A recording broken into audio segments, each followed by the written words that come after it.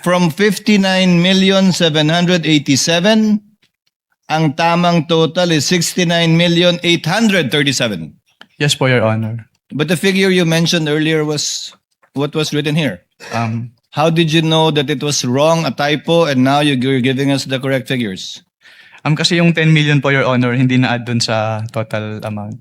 10 million po ng payment, reward payment.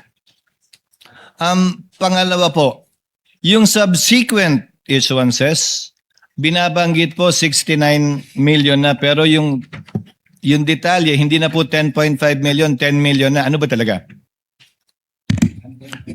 Can you repeat your question po, Your Honor? Sorry. Nakalagay po dyan 10.5 million, 10.05 million. Hindi po ba yung rewards? Yung Yes reward po. payment?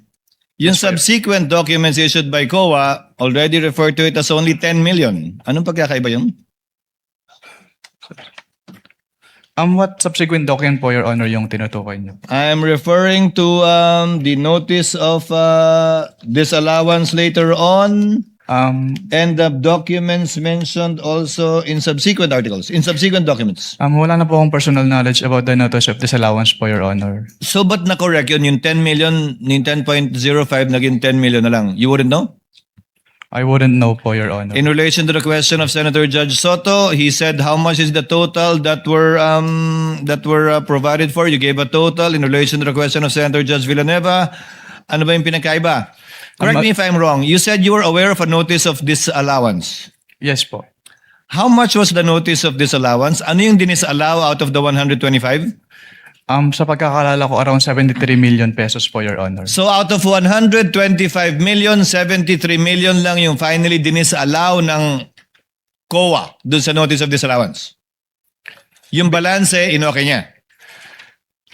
Ang makakasagot po niya, Your Honor, yung next witness po. Since, No, if you're familiar with the notices of disallowance, you testified, Attorney Wamil, that AOM, notice of suspension, notice of disallowance.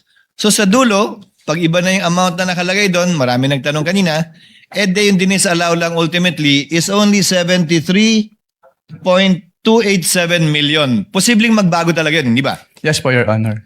So yung AOM mo, yung kabuuan ng 125, yung AOM mo pangalawa, kabuuan ng 125, yung notice of disallowance mo, ay yung notice of suspension mo, kabuuan ng 125, pero posibleng iba na ang amount ng notice of disallowance rather. Yes po. Depending on the evaluation po kasi yun nung nag-audit po. Now, one final question for this round as well.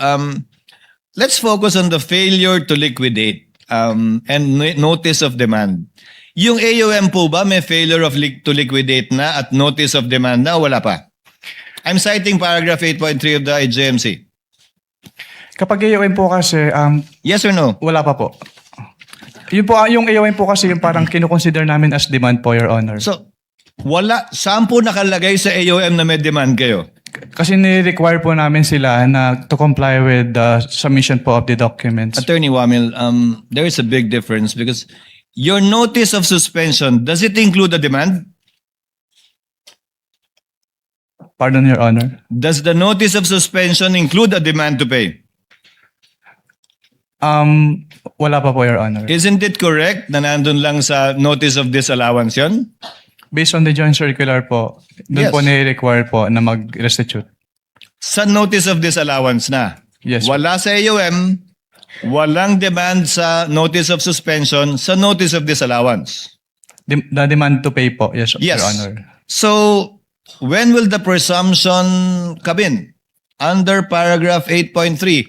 Kung wala pang failure to liquidate, dahil hindi pa final, kung wala pa yung demand until notice of disallowance na hindi pa final, kailan po papasok yung presumption o prima facie dun sa 8.3? Ang wording po kasi nung 8.3, Your Honor, failure to liquidate. So failure, kasama po doon yung failure to submit the documents. Hindi po kasama yung failure to pay kung ano man po yung dinedemand. Nakalagay po doon, failure to liquidate upon demand.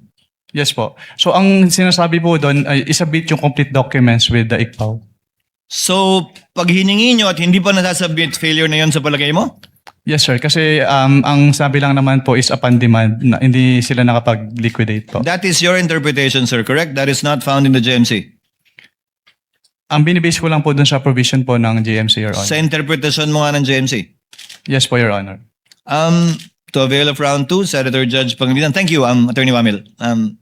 To avail of round 2, Senator Judge Pangilinan.